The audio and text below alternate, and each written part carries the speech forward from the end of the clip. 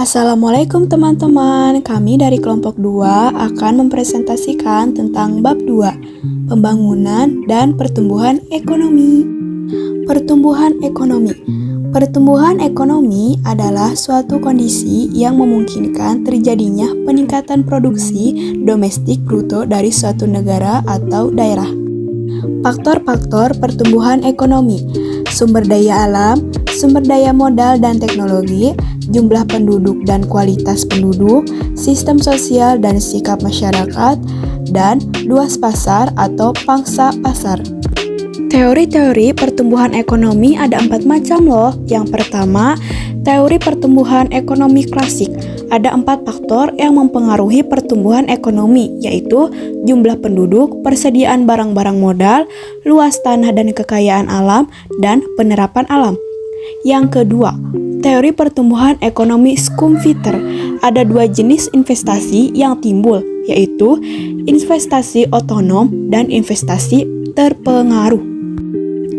Yang ketiga, teori pertumbuhan neoklasik. Beberapa teori pertumbuhan ekonomi dari aliran neoklasik adalah sebagai berikut. A. Teori pertumbuhan ekonomi Horold-Domar, dan B. Teori pertumbuhan ekonomi Slow.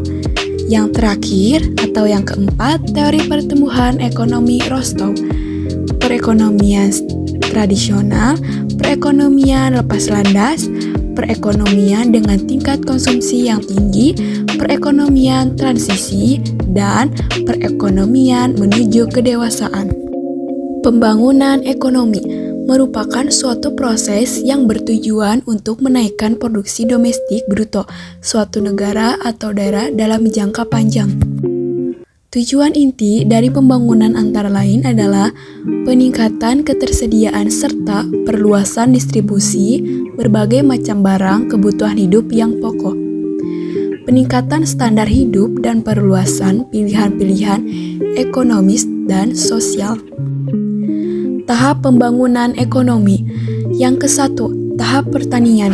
Pada tahap ini, sebagian besar penduduk bekerja pada sektor pertanian. Yang kedua, tahap manufaktur. Pada tahap ini, sebagian besar penduduk bekerja pada sektor industri. Dan yang ketiga, tahap ketiga. Pada tahap ini, terjadi perpindahan tenaga kerja ke sektor jasa karena pertumbuhan cepat dalam sektor tersebut. Dampak pembangunan ekonomi. Dampak positifnya yaitu membuka lapangan pekerjaan baru bagi masyarakat, meningkatkan pendapatan masyarakat, fasilitas umum dapat terpenuhi, terjadinya perubahan struktur ekonomi dari agresi ke industri.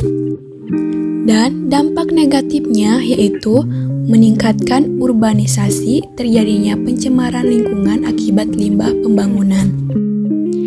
Terima kasih, sekian dari kami. Wabillahi taufiq wa hidayah. Wassalamualaikum warahmatullahi wabarakatuh.